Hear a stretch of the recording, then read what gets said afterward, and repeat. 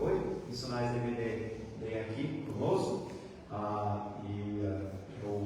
Eu amo missões, obviamente eu sou fruto de missões diretamente, e essa igreja também é fruto de missões, né? Talvez uma das igrejas, pelo menos aqui em São Paulo, mais antiga, do movimento Batista Descendente. O pastor Jorge Rosso começou essa igreja faz 55 anos, pastor José Roberto, isso mesmo, 55 anos.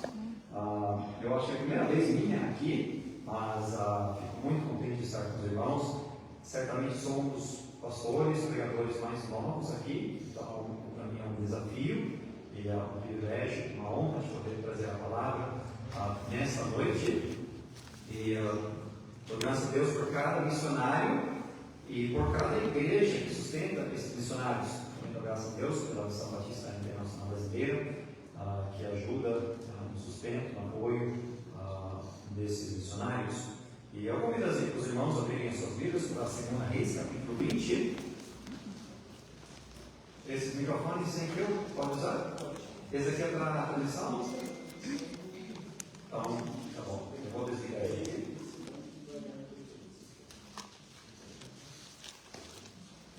2 Reis, capítulo 20.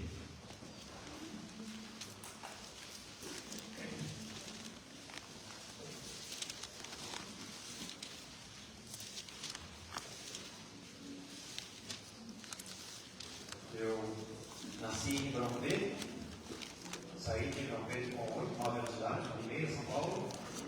Fui fazer faculdade no seminário nos Estados Unidos, com 18 anos, e voltei aqui como missionário em 2008.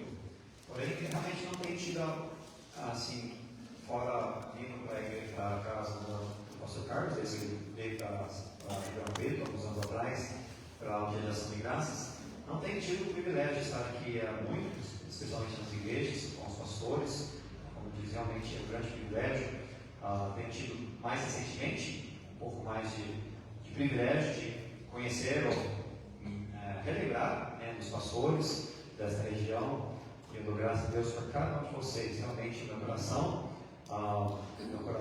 arde, meu coração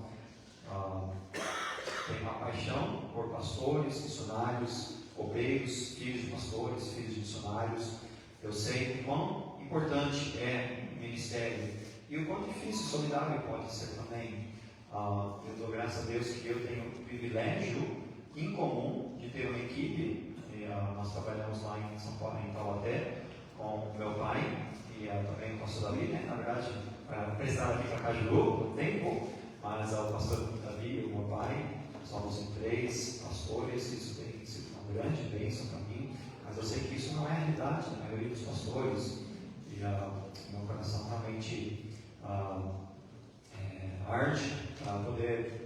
Eu oro pelos pastores, oro pelas igrejas, oro por mais pastores, missionários, e o meu coração sente um desejo enorme de ver Deus continuar nos usando para a glória dele, nos motivando, nos dando força, e de qualquer maneira que eu puder ser uma bênção. Então, hoje à noite, na verdade, eu escrevi essa mensagem pensando mais sobre os pastores e os missionários, mas eu sei que tem muitos irmãos aqui de Altinópolis, de algumas igrejas também. Mensagem relevante para todos. E o pastor Brian me pediu para falar sobre alcançando a próxima geração. Eu vou estar pegando hoje à noite e amanhã de manhã, as 2 vezes, sobre esse tema. Hoje à noite eu vou pegar mais um desafio voltado para o nosso coração, e amanhã de manhã algumas ideias práticas sobre como alcançar a próxima geração. O título da mensagem nessa noite é Em Meus Dias. Em Meus Dias. Nós vamos começar lendo o nosso texto, capítulo 20 de 2 Reis, versículo 1. Nós vamos ler até o versículo 6, depois nós vamos pular para o versículo 12 e ler até o final do capítulo, a Bíblia dos dias. Naqueles dias adoeceu Ezequias mortalmente, e o profeta Isaías, filho de Amós, veio a ele e disse: Assim diz o Senhor, põe em ordem a tua casa, porque morrerás, e não viverás. Então virou o rosto para a parede e orou ao Senhor, dizendo: Senhor, suplico-te, Suplico-te lembrar de que andei diante de ti em verdade, com o coração perfeito, e fiz o que era bom aos teus olhos. E chorou Ezequias muitíssimo. Sucedeu, pois, que não havendo Isaías ainda saído do meio do pátio, veio a ele a palavra do Senhor, dizendo: volta e diz a Ezequias, capitão do meu povo: assim diz o Senhor, o Deus de Davi teu pai: ouvi a tua oração e vi as tuas lágrimas. Eis que eu te sararei. Ao terceiro dia subirás à casa do Senhor, e acrescentarei aos teus dias 15 anos, e das mãos do rei da Síria te livrarei, a ti e a essa cidade, e ampararei essa cidade por amor de mim e por amor de Davi, meu servo. Agora vamos para o versículo 12. Naquele tempo enviou Baladã, filho de Baladã, rei de Babilônia, cartas e um presente a Ezequias, porque ouvira que Ezequias tinha estado doente. E Ezequias lhes deu ouvidos, e lhes mostrou toda a casa de seu tesouro, a prata, o ouro, as especiarias e os melhores ungüentos, e a sua casa de armas, e tudo quanto se achou nos seus tesouros. Coisa nenhuma houve que Ezequias não lhes mostrasse, nem em sua casa, nem em todo o seu domínio. Então o profeta Isaías veio ao rei Ezequias. Ele disse: que disseram aqueles homens? E de onde vieram a ti? Disse Ezequias: vieram de um país muito remoto, de Babilônia. E disse ele: que viram em tua casa? E disse Ezequias: tudo quanto há em minha casa viram. Coisa nenhuma há nos meus tesouros que eu não lhes mostrasse. Então disse Isaías a Ezequias: ouve a palavra do Senhor. Eis que vem dias em que tudo quanto houver em tua casa e o que entesouraram os seus pais até o dia de hoje será levado à Babilônia. Não ficará coisa alguma, disse o Senhor. E ainda até de teus filhos que procederam de ti, que tu gerares, tomarão, para que sejam eunucos no paço do rei da Babilônia. Então disse Ezequias a Isaías: boa é a palavra do Senhor que disseste. Disse mais: e não haverá, pois, em meus dias a verdade, paz e verdade? Oremos. Deus, eu peço que possa abençoar a mensagem nesta noite. Nós carecemos do Senhor. Eu necessito do Senhor. Obrigado que a sua palavra ela não retorna vazia. O teu Espírito nos habita, e o Senhor quer mais do que qualquer um de nós trabalhar em nossos corações, avivar o seu povo. E eu peço que a tua palavra possa encontrar corações férteis, que a tua palavra possa encontrar corações humildes e bons, como diz na parábola do semeador, para que possa produzir em uns 30, outros 60 e outros 100 frutos. Ó Deus, eu peço que o Senhor possa ministrar aos nossos corações de acordo com as nossas necessidades. Alguns aqui que estão cansados, desanimados, que o Senhor possa levantá-los, que o Senhor possa dar ânimo e força. Há alguns que estão afastados, que precisam de serem repreendidos pelo Senhor. E Deus, eu peço que o Senhor possa nos instruir, nos ensinar, e acima de tudo, que nós não sejamos somente ouvintes, mas praticantes da tua palavra. Ó Deus, nos ajude como indivíduos, como pastores, missionários, como igrejas, como crentes, de alcançar a próxima geração, de fazer a nossa parte. Deus, nos ajude a não ter a atitude de Ezequias, de não pensarmos somente sobre os nossos dias, mas nos ajude a pensarmos sobre os dias da próxima geração. Nós pedimos isso em nome de Jesus. Amém. Quando eu estava levantando sustento para vir para o Brasil, em 2006, 2007, eu fui numa igreja no estado de Indiana, uma cidade no sul de Indiana, e nós apresentamos o nosso ministério lá, domingo de manhã, e depois do culto, o pastor levou eu, minha esposa, e a nossa filha Abigail, que era uma bebê na época, para um restaurante, para nós almoçarmos juntos. e nós estávamos desfrutando de um tempo abençoado de comunhão, conversando, e no meio da conversa o pastor começou a falar sobre a filosofia dele de missões. E ele disse que ele achava que o missionário não deveria ser um pastor do campo missionário. Agora eu entendia o que ele quis dizer com isso, mas na verdade todo missionário é um pastor, ele tem que atuar como pastor, especialmente missionário que planta igrejas. E ele disse: eu acredito que o missionário deve ir implantar uma igreja e no máximo ficar lá naquela igreja 4 anos, e nesse tempo ele precisa treinar alguém daquela região, um nativo, ele precisa treinar aquele homem para se tornar pastor daquela igreja, ele precisa deixar aquela igreja nas mãos daquele homem e deve ir implantar uma outra igreja e fazer assim até a volta de Cristo. E eu, havendo crescido no Brasil, tinha visto a maneira que o pastor Jaime Rosso tinha feito junto com o meu pai, de começar uma igreja forte, começar um seminário e treinar os brasileiros para implantar igrejas, para pastorear, e através da igreja em Ribeirão Preto implantar outras igrejas. Eu pensei, como? Isso também funciona, né? Essa metodologia também funciona. Funciona muito bem, pelo menos no que eu tenho visto. E eu pensei, será que ele não sabe que o missionário, quando ele vai para um outro país, ele chega lá, ele não fala a língua?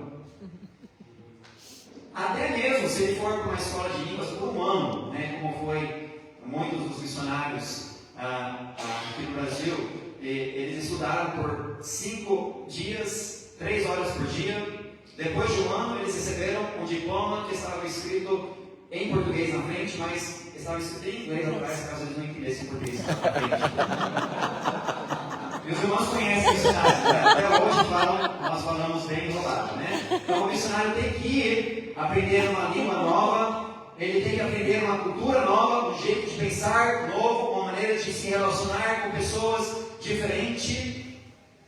Com tudo isso, num país que não tem uma cultura cristã como os Estados Unidos, que não foi fundado sobre princípios cristãos, e um país que não tem seminários grandes formando obreiros, um país que não tem boa música, um país que não tem muitos recursos que nós podemos entregar nas mãos dos brasileiros, e ele quer que o missionário vá e em 4 anos consegue ganhar alguém para Cristo e querer que aquela pessoa é chamada para o ministério já nos primeiros meses da sua conversão, e em 4 anos ele trabalhando sozinho, tentando começar naquela igreja, estudar na igreja, sendo pedreiro, sendo advogado, sendo pregador, sendo professor das crianças e pastor dos jovens, fazendo tudo, ter tempo para conseguir formar aquele novo prometido ao ponto que ele possa ser um pastor e atuar sozinho e levar aquela igreja para frente. Eu pensei, eu acho que não é uma boa estratégia não, mas tudo bem. Ele falou tudo isso, e escutando, e aí ele falou, ele já estava na terceira idade, tinha 60, 70 anos de idade. Ele disse: eu estou aqui há 40 anos, olhem por mim. Já faz anos que eu estou procurando alguém. Olha que eu posso conseguir alguém para assistir. E eu pensei, eu acho que ele não está vendo a consistência do que ele está dizendo. Mas irmãos, às vezes nós temos ideias grandiosas, ou às vezes nem temos boas ideias, nem pensamos em como nós vamos alcançar a próxima geração.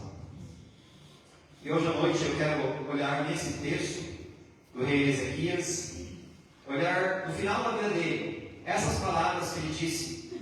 Eu quero extrair algumas lições, palavras, dependendo de como se interpreta essas palavras tristes do rei Ezequias. Agora eu sei que quando você está lendo uma passagem, nós não podemos ver o tom de voz da pessoa. Nós não estamos vendo os detalhes. E às vezes nós podemos interpretar de uma forma quando realmente quer dizer uma outra coisa. E pode-se dizer, talvez, que o rei Ezequias aqui, no versículo 19, ele estava dizendo, ok, o julgamento de Deus é vir, então eu estou me submetendo à vontade de Deus, assim seja, obrigado a Deus por pelo menos mais esses 15 anos de vida e prosperidade que o Senhor me deu. Pode ser, mas batendo o olho, não é isso que eu enxergo nessa passagem. E mesmo se fosse, a verdade é que Deus teve que julgar Israel, e o rei Ezequias falhou. Israel teve que ser levado para o cativeiro por causa do julgamento de Deus. Mas palavras tristes, se nós formos entender elas da forma que eu as entendo. Para mim, parece que ele estava só pensando em si mesmo. Ele havia implorado a Deus, o Senhor Deus, só tem um pouco tempo de vida, por favor, eu rogo que o Senhor salve minha vida. E Deus concedeu para ele mais 15 anos. E aí, o profeta mais uma vez vem e fala, Deus agora vai julgar os seus filhos, a sua nação. E em vez de ele implorar a Deus, ele rogar a Deus, ele diz essas palavras no versículo 19. E não haverá, pois, em meus dias, paz e verdade. Boa é a palavra do Senhor. De uma forma meio que piedosa, né? Olha só, Deus, boa é a palavra de Deus. Eu não vou ter que sofrer. Os meus filhos vão. A minha nação vai, mas eu não preciso sofrer. Nos meus dias, a prosperidade, a paz, a verdade, então está tudo bem. Obrigado, Deus. Tipo, pensando somente sobre si mesmo. Ele falhou em preservar a próxima geração. Ele disse, e não haverá, pois, em meus dias, paz e verdade. E irmãos, pastores, missionários, irmãos de igreja, muitas vezes é esta a nossa atitude. Em meus dias, eu tenho paz e verdade. O que importa o futuro? O que importa a próxima geração? O que importa esses jovens que não querem ter nada a ver com Deus? O que importa essas crianças bagunceiras que vêm na igreja e só trazem problemas? O que importa depois que eu não estiver aqui mais como pastor? A única coisa que importa é o que eu fizer enquanto eu estiver aqui. Enquanto eu estou aqui, se está tudo bem, se eu estou pregando a verdade, se há paz e união entre os irmãos, se eu estou fazendo a minha parte, está tudo bem. O que importa?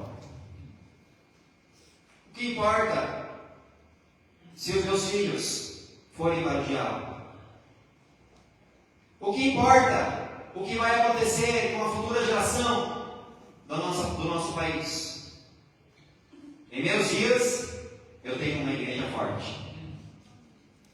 Em meus dias, a pregação está sendo pregada, eu estou pregando fielmente a sã doutrina, e aliás, eu prego contra o pecado, eu prego como o pastor Jaime pregou, eu sou fiel, eu não me desviei da sã doutrina. O que importa no futuro, se nos meus dias eu estou fazendo a minha parte? Em meus dias, missionários estão sendo enviados e sustentados. Quantos missionários tem a MBUP? 17. 17 famílias missionárias. Temos 17 famílias que foram enviadas por suas igrejas locais, estão sendo sustentadas pelas igrejas. É isso que importa. Em meus dias, alguém que ama Deus. Eu amo a Deus. É isso que importa. Em meus dias, alguém que trabalha e tem compromisso. Eu trabalho, eu tenho compromisso com Deus, e essa nova geração não quer ter compromisso, e tem pessoas, nas nossas igrejas, nós temos uma dificuldade, eu digo como pastor, há uma dificuldade de encontrar pessoas que querem compromisso, então nós jogamos as mãos para cima e dizemos, eu desisto, portanto que eu sirvo a Deus, e eu tenho compromisso com Deus, o que me importa os demais, se nos meus dias há alguém que tem compromisso. Em meus dias, tem alguém que tem convicções sobre busca, vestimenta, a inspiração e preservação da Bíblia, no texto recebido? Nos meus dias, o meu ministério, seja como pastor, missionário, obreiro na igreja, o meu ministério está crescendo. Nos meus dias, eu tenho paz e a verdade. Então, está tudo bem. Irmãos, essa não deve ser a nossa atitude. Aliás, todo grande líder sempre deixa um sucessor.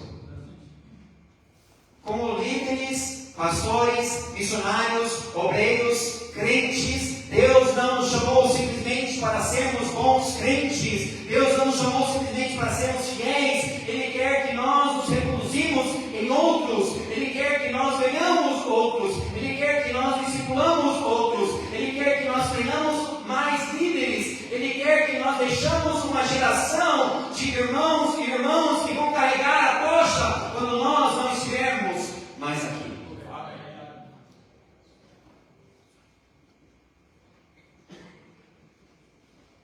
Deus não quer somente dar paz e verdade nos nossos dias. Ele quer levantar uma geração nova de pregadores para pregar a verdade. Amém. E pastores, eu vou falar um pouco sobre isso amanhã.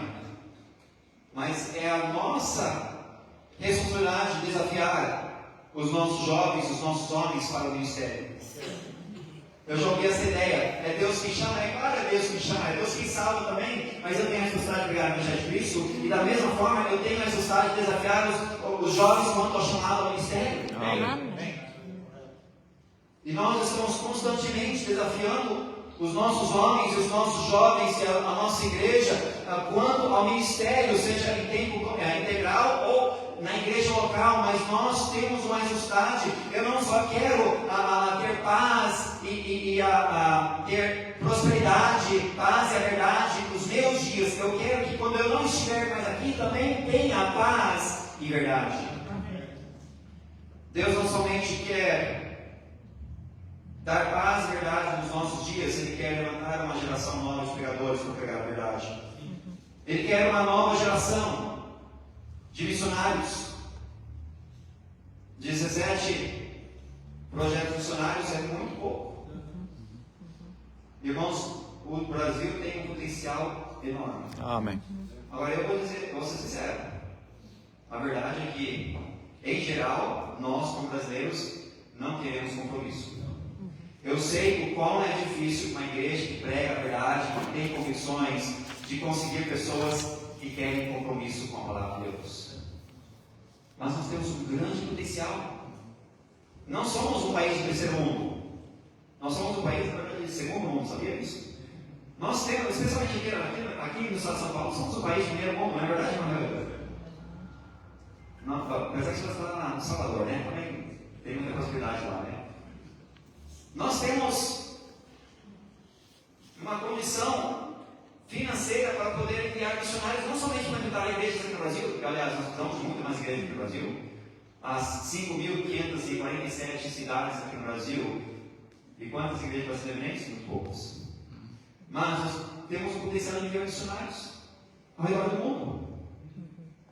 E países como as Filipinas, que é muito mais humilde do que nós, até o México, que talvez não é tão mais humilde, mas é mais humilde que nós, está enviando muito mais missionários que nós estamos enviando aqui no Brasil. Nós precisamos de uma nova geração de missionários, de obreiros que vão se levantar e dizer: Deus, eu vou responder o seu chamado, há um trabalho a ser feito, eu não estou satisfeito em ter somente paz e verdade nos meus dias, eu quero deixar essa paz e essa verdade para a próxima geração, eu quero fazer a minha parte, eu quero pegar a tocha que o meu pastor, o meu missionário tem entregue para mim, eu quero carregar aquela tocha e dar para a próxima geração. Deus não quer somente dar paz e verdade nos nossos dias. Ele quer uma geração nova de igrejas que apoiem os missionários. Os missionários sabem muito bem o quão difícil é levantar sustento. Agora, nós somos uma igreja relativamente nova, 9 anos de idade. Somos uma igreja missionária, mas nós estamos, hoje, graças a Deus, todo ano a gente está buscando crescer na nossa fé. Mas hoje nós estamos no nosso limite. E eu tenho certeza, eu diria, todos os funcionários aqui têm todo o sustento necessário, né, pastor Ricardo? 100% de sustento. Eu diria o contrário, todos os funcionários aqui estão bem abaixo do sustento que precisa. Em parte porque nós não temos mais igrejas, ou pelo menos algumas igrejas também ainda não acataram a visão missionária, ou nem tem condições, muitas condições. Mas nós precisamos de mais igrejas para apoiar os missionários. Deus quer uma nova geração que tem convicções e sabe o porquê eles acreditam, o que eles acreditam, sobre tudo, inclusive sobre música, vestimenta e a Bíblia. Deus quer outros ministérios crescentes nas nossas igrejas locais. Você diz, eu não sou pastor, mas você pode servir na sua igreja local. Você deve servir na sua igreja local. Você deve se acatar a algum ministério e ajudar aquele ministério a ir para frente, aquele ministério a crescer e treinar uma nova geração naquele ministério que Deus colocar nas suas mãos. Deus quer nossos seminários e institutos bíblicos cheios de futuros líderes capacitados para alcançar e treinar a próxima geração. Eu fico triste de ouvir que muitos dos nossos seminários têm mais mulheres do que homens. As igrejas também. Que tristeza isso. Sim. Nossos seminários deveriam estar cheios de homens, mulheres também, é claro. Mas deveria estar cheio de homens e mulheres que querem levar paz e verdade para a próxima geração, mas a maioria de nós e os nossos membros e as nossas igrejas, nós estamos acomodadas, nós estamos pensando somente em nós, em nossa paz, em nossa verdade, em nossa prosperidade, como o rei Ezequias. Deus quer nosso tempo de evangelismo nas nossas igrejas, cheios de evangelistas, para trazer paz e verdade para uma futura geração de convertidos. Deus quer nossos ministérios de discipulado, cheios de discipuladores e pessoas sendo discipuladas. Deus quer chamar mais obreiros para o ministério. Deus quer implantar mais igrejas. Deus quer providenciar pastores para as igrejas que estão sem pastores. Não sejamos satisfeitos em ter paz e verdade somente em nossos dias. Moisés delegou juízes para o ajudar. E no final da sua vida, ele deixou Josué para tomar o seu lugar. Elias deixou Eliseu, que recebeu uma porção dobrada do Espírito dele. João Batista preparou o caminho para Jesus. Ele disse, é necessário que eu diminua e ele cresça. Jesus Cristo nos trouxe paz com Deus. Jesus deixou os seus discípulos o Espírito Santo e a palavra. Esses viraram o mundo de ponta cabeça. Paulo deixou Timóteo para preparar a próxima geração após ele. Precisamos alcançar uma nova geração com o Evangelho de Cristo. Precisamos discipular uma nova geração de discipuladores. Precisamos preparar uma nova geração de pregadores. Precisamos enviar uma nova geração de missionários. Precisamos instruir uma nova geração através de livros escritos. Sabia que nosso momento tem muito pouco livro escrito, sabia? Eu sempre ouvi a desculpa, é porque a gente está ocupado demais fazendo evangelismo. Isso é uma desculpa, sabia? Não conheço ninguém que está fazendo evangelismo. Bom, talvez o pastor Davi. Não conheço ninguém que está fazendo evangelismo 20 horas por semana. O pastor Davi estava lá em Caju uma semana atrás. Ele falou, porque lá em Taubaté, né? Essa era a responsabilidade dele, evangelismo, né? Pastor de evangelismo. Eu falei, puxa vida, pastor, eu queria estar tanto na rua, mas eu tenho muita coisa para fazer. Mas nós deveríamos escrever livros. Estamos perdendo. gerações, porque nós não tomamos o tempo para escrever livros bem elaborados. Precisamos alcançar uma nova geração através da internet e da mídia. Agora, tudo isso foi introdução. Amém? Estão comigo? Prometo, a gente vai rápido. Por que Ezequias falhou em alcançar uma nova geração? Eu quero dar 3 motivos, 3 pensamentos em por que Ezequias falhou em alcançar uma nova geração. Em primeiro lugar, por causa do seu orgulho. Por causa do seu orgulho. Nós vemos aqui nesse texto que nós lemos um pouco disso, mas é mais evidente ainda em 2 Crônicas, precisa ver lá, em 2 Crônicas, capítulo 32, nessa narração dessa história, versículo 24, a Bíblia nos diz: naqueles dias Ezequias adoeceu mortalmente e orou ao Senhor, o qual lhe falou e lhe deu um sinal. Mas não correspondeu Ezequias ao benefício que lhe fora feito, porque o seu coração se exaltou. Por isso veio grande ira sobre ele e sobre Judá e Jerusalém. Contudo, no tocante aos embaixadores dos príncipes de Babilônia, que foram enviados a ele e perguntaram acerca do prodígio que se fez naquela terra, Deus o desamparou para tentá-lo, para saber tudo o que havia no seu coração. Ezequias foi um bom rei. Ele fez muitas coisas boas em Israel. Ele era um rei temente a Deus.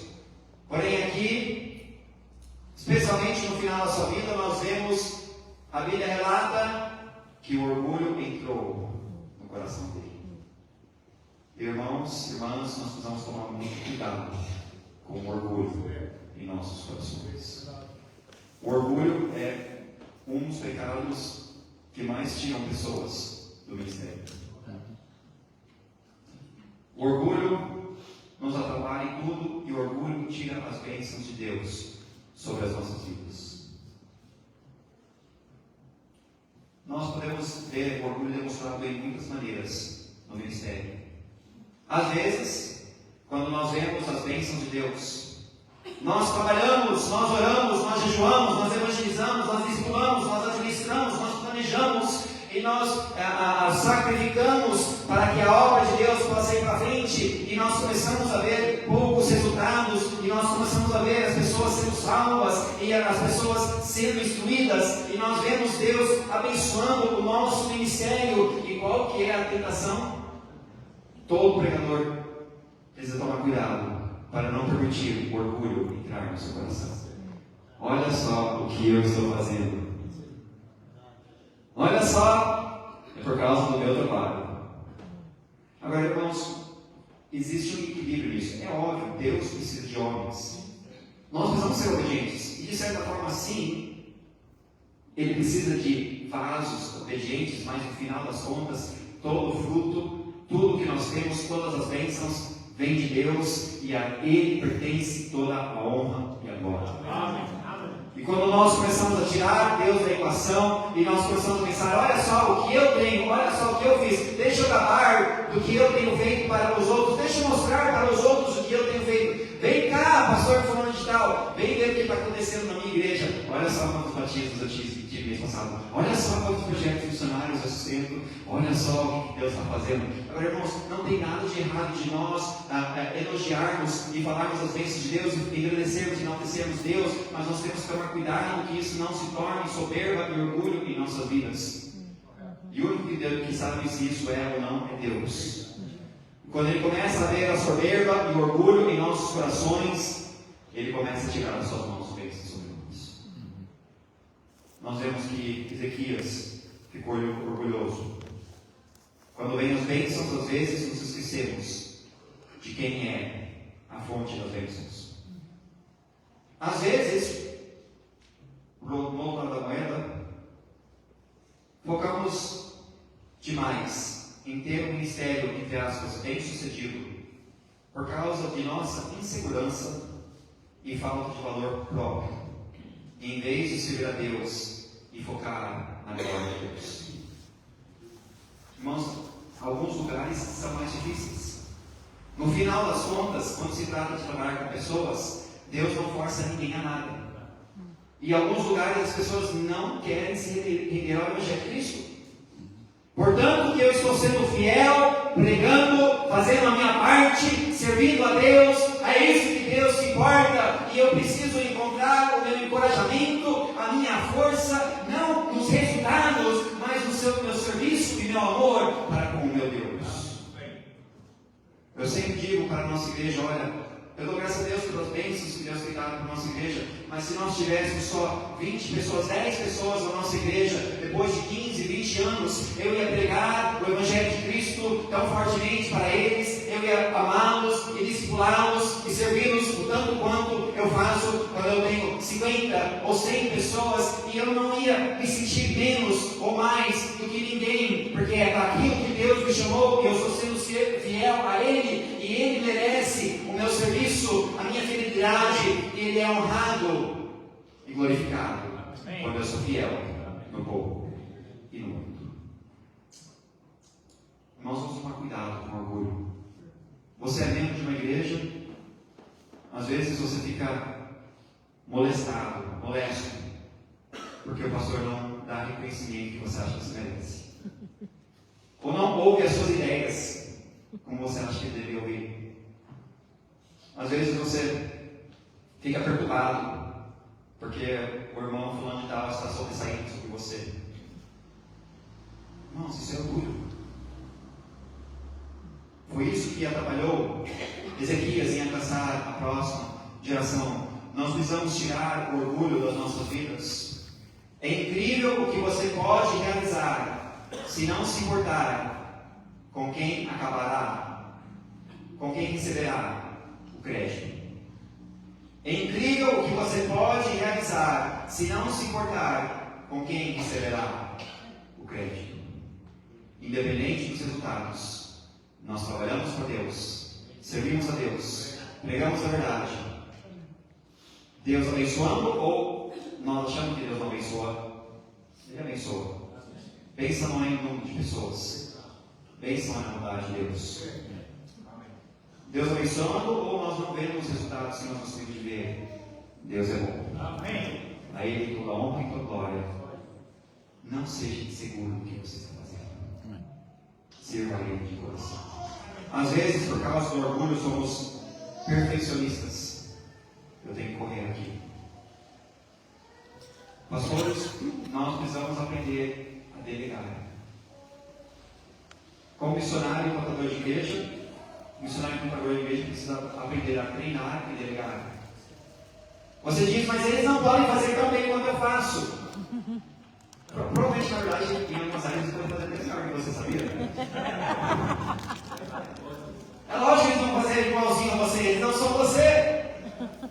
Mas dê o espaço para eles trabalharem, para eles crescerem. Aprende a delegar, aprende a construir uma equipe, aprende a treinar outros. Deus quer que nós não sejamos tão orgulhosos, tem que ser tudo do meu jeito, tem que ser tudo perfeito. Não, tem que ser tudo para a honra e glória de Deus. E Deus não está pedindo perfeição, Ele está pedindo o nosso melhor. Amém? Amém. Devemos ter equilíbrio no nosso ministério. Em vez de tentando agradar os outros ou podermos acabar através de certos números em certas áreas. Irmãos, o evangelismo é importante, mas também o discipulado é importante. A administração da igreja também é importante. O treinamento de líderes também é importante. Tudo isso exige tempo e às vezes nós focamos mais que parece que dá mais resultado, porque satisfaz mais, nós podemos falar mais daquilo. E nós nos esquecemos de outras áreas importantes. Sabia que para treinar líderes leva tempo? Muito tempo. É investimento. Não importa tanto quantas profissões de fé você tem,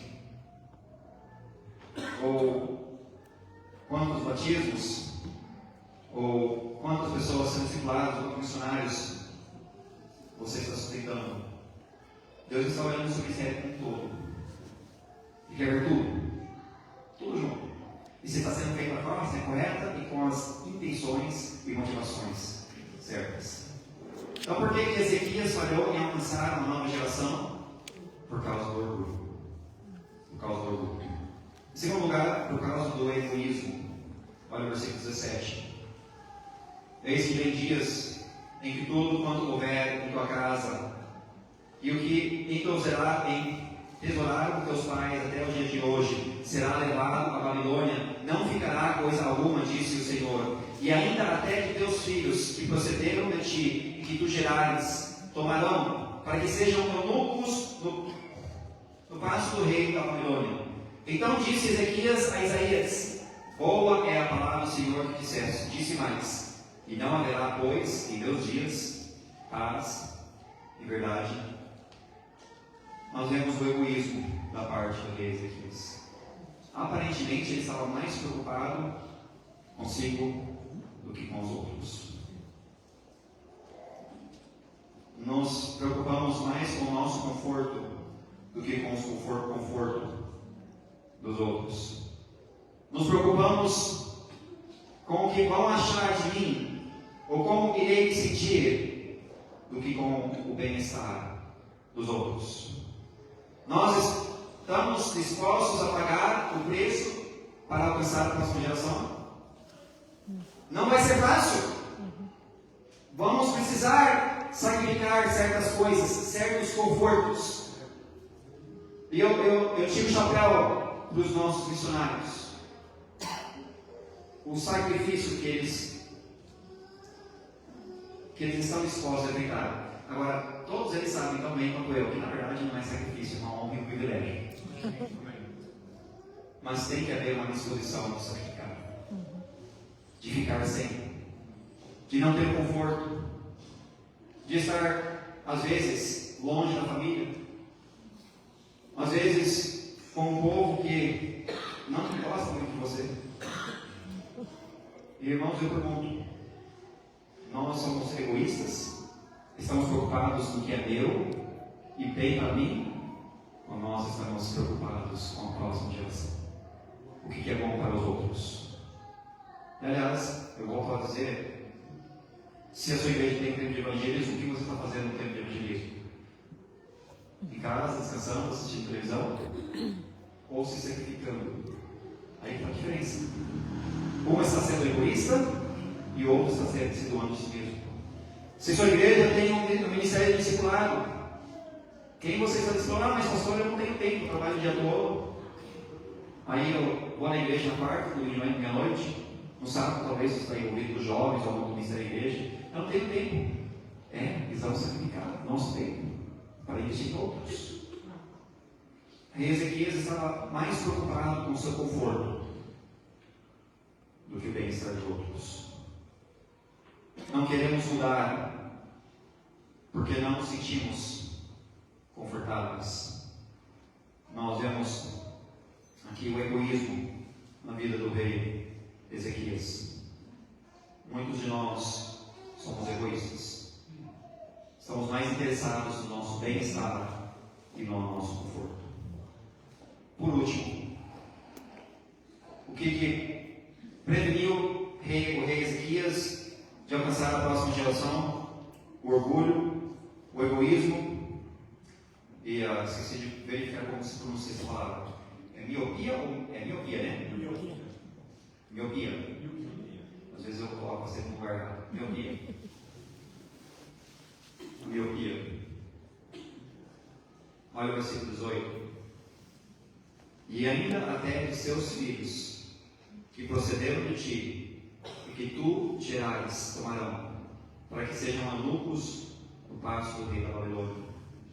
E aí, falando dos filhos dele, a próxima geração, não somente os filhos físicos, mas também da nação de Israel. Parece que ele não se preocupou com isso, ele estava focado somente no agora, no aqui.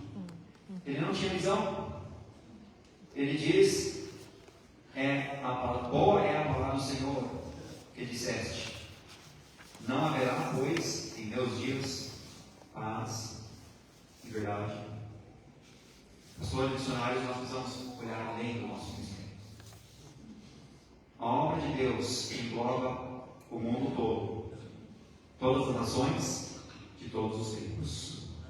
Engloba não somente a sua cidade, não somente a sua região, o seu país, não somente a sua época, o seu ministério, a obra de Cristo, o lugar que Deus está trabalhando, o reino de Deus é o mundo inteiro, e não somente a nossa geração, mas a próxima geração e a próxima geração, e nós precisamos parar de só ficar focado aqui no meu pequeno ministério e na minha igreja e naquilo que Deus tem para mim hoje, e nós precisamos enxergar o todo e olhar para frente e pensar, se eu continuar fazendo o que eu estou fazendo hoje, do jeito que eu estou fazendo hoje, como que eu vou conseguir alcançar não somente a minha Jerusalém, mas a minha Judéia e Samaria e até os confins da terra? Como que eu vou poder alcançar a próxima geração? Como que eu vou poder trazer jovens e crianças para dentro do rebanho? Como que eu vou preparar líderes para quando eu não estiver mais aqui? Como que eu posso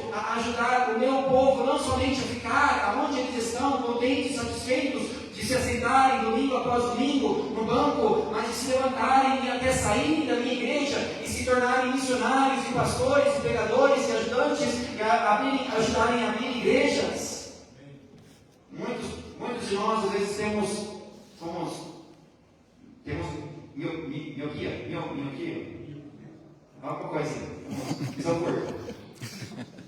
Eu recentemente, na verdade, eu comprei óculos multifocal, a primeira vez que eu tive que usar óculos para leitura, inclusive eu estou tendo um pouco de dificuldade aqui, mas eu comprei um óculos na internet, né? Mas sempre é mais legal quando você recebe ela. Recebi ela na sua, eu odiei ela. Mas eu estava usando ela, aí a gente foi para uma conferência e eu acabei deixando ela, acabei perdendo ela, não consegui comprar ela. Eu estou tentando pegar óculos, de vez em quando eu uso os óculos do meu filho, que ele tinha quando ele tinha 8 anos de idade. O pessoal do meu igreja tinha assado, tem que dar óculos, sorte, mas o meu problema não é miopia, né? Eu não consigo chegar de perto, eu só consigo chegar de longe. Mas muitos de nós só chegamos de perto. Vamos abrir os nossos olhos. Vamos ver o todo. O pastor Alexandre, a pessoa que mencionou para mim, quando o pastor Davi veio para Cajuru para ajudar a igreja de Cajuru, falou: você está perdendo um homem importante dessa equipe. Eu pensei, não estou perdendo ninguém, ele nunca foi meu. Ele foi de Deus, ele é de Deus. Ele está fazendo mal de Deus, seja em Taubaté, ou em Cajuru, ou em outro lugar, pessoas estão sendo salvas, a obra de Deus está indo para frente. Irmãos, quem é o general de Jesus Cristo? Ele consegue enxergar o todo, nós só conseguimos enxergar um pouco. Deixe Deus trabalhar na vida dos seus membros, na sua equipe, se você trabalha ali de um ministério, deixe Deus trabalhar na vida de cada um. Tenha uma visão mais ampla, não fique enxergando somente na agora, aqui, nas coisinhas pequenas, mas enxergue o todo. Tenha visão.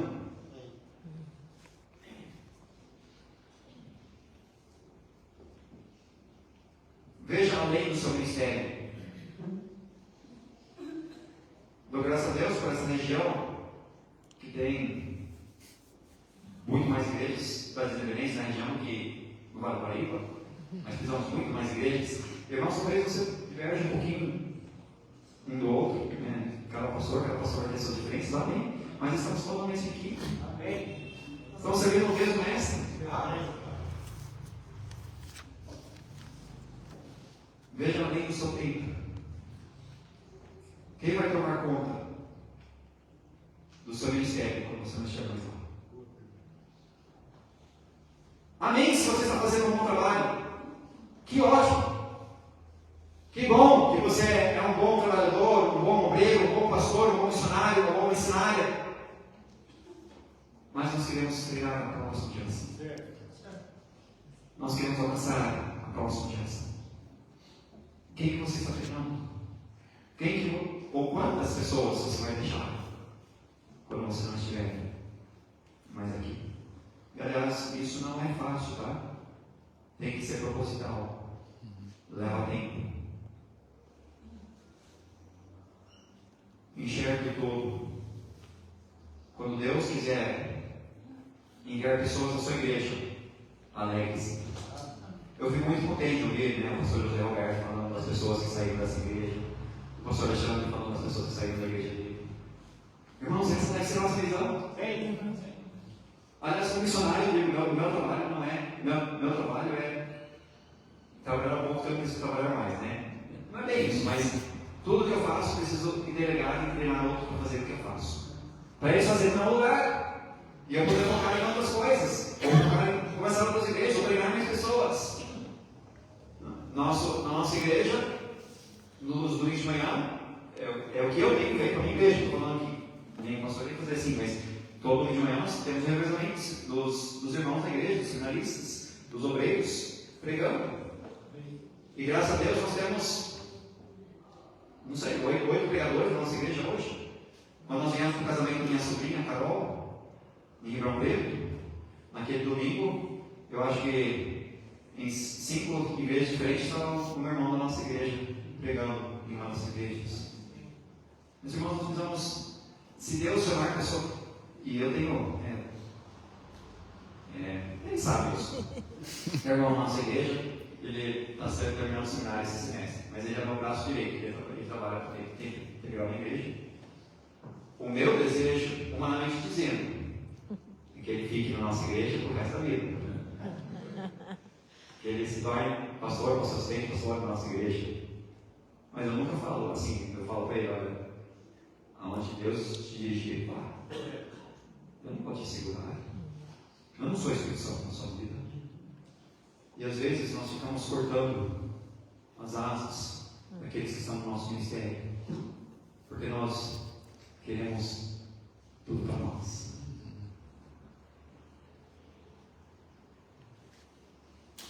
Quando líderes quiserem servir, alegre-se, mesmo se fizerem diferente de você. Olha, pare de querer ter cópias de você. Ninguém é igual a você. E talvez isso é bom, né? Graças a Deus por isso. Graças a Deus ninguém é igual a mim. Eu não estou querendo criar cópias de mim. Eu estou querendo treinar líderes, homens e mulheres que possam servir a Deus com os seus talentos, com as suas experiências, com os seus dons, as suas forças, para onde quer que Deus os levar, seja na nossa igreja ou além da nossa igreja. E ele pare de tentar controlar todo mundo e fazer todo mundo igualzinho a você. Dê liberdade para as pessoas. E aliás, eles vão errar, sim. Às vezes não vão fazer um trabalho tão feito quanto você faria. Amém? Tudo bem? Nós vemos miopia no rei Ezequias. Eu estou concluindo. Nós temos alguns gigantes da fé como exemplo para nós aqui no Brasil. O pastor Jaime Rosso fez um excelente trabalho de deixar na próxima geração. Foi? Eu dou graças a Deus pela vida dele. Quando nós saímos de Ribeirão Preto, eu tinha 8, 9 anos de idade, então na verdade eu não lembro muito. A irmã me lembrou que ela me segurou no colo dela quando eu tinha 4 anos de idade, né? Não lembro muito daquele tempo lá, nem do pastor Jaime. Mas o legado que ele deixava é maravilhoso. Mas pensa de um homem humilde. Um homem que, sim, todos nós somos tentados com orgulho. De vez em quando surge orgulho em nossos corações. Mas um homem que não tinha orgulho. Um servo, um homem que não era egoísta. Viveu a sua vida por outros. E um homem que tinha visão. Ele queria fazer o máximo. Não somente para alcançar a sua geração e o seu ministério, mas para alcançar a próxima geração e além do seu ministério. E aqui eu diria que talvez todos, pelo menos uma grande maioria dos pastores e missionários que estão aqui, são fruto direto ou indireto do pastor Jaime. Nós temos, eu sei que talvez não é certo eu falar do meu pai, né? Mas o pastor Daniel completou esse ano 50 anos de serviço aqui no Brasil. Também um exemplo de humildade, um exemplo de um servo e um exemplo de alguém que não tinha miopia. Sabe Sabe quando o pastor Daniel chegou no Brasil, naquela época, a ideia de missionário era alguém que ia, pioneiro, para uma região que não tinha outro missionário e implantasse uma igreja. Isso é missionário, fora isso não é missionário. Missionários não trabalhavam juntos, isso de jeito não. A pregação que ia para a igreja, porque dois missionários trabalham juntos. Separado, tem que ir para um lugar diferente. O pastor Daniel veio, aprendeu português, na escola de São Paulo, foi começar uma igreja em Jardinópolis, professor. Jardinópolis. Mas desde o primeiro ano, ele percebeu que esses não foram os dons que Deus tinha dado para ele. Ele poderia ter ficado com aquela visão de que o missionário é somente alguém que planta a igreja sozinho. Eu sou um fracassado, agora eu vou voltar para os Estados Unidos. Não, deixa eu ir para Ribeirão Preto, trabalhar com o pastor Jair Bolsa, ajudar a fundar o Seminário Batista Ebenezer e ser o segundo homem por 50 anos. Ele tem sido o segundo homem, ajudando a começar seminários e treinar centenas e talvez centenas de homens e mulheres para o ministério. Irmãos, eu quero fazer a minha parte para alcançar a nossa geração. O nosso país tem tanto potencial. Sim, é difícil. Sim, pessoas não querem compromisso. Eu sei que nós estamos batalhando contra uma cultura em todos os sentidos, uma cultura ruim. Mas há grande oportunidade. E independente dos resultados, vamos ser fiéis a Deus. Amém. Vamos tirar o orgulho dos nossos corações. Vamos tirar o orgulho das nossas vidas. E vamos ter uma visão e chegar ao todo.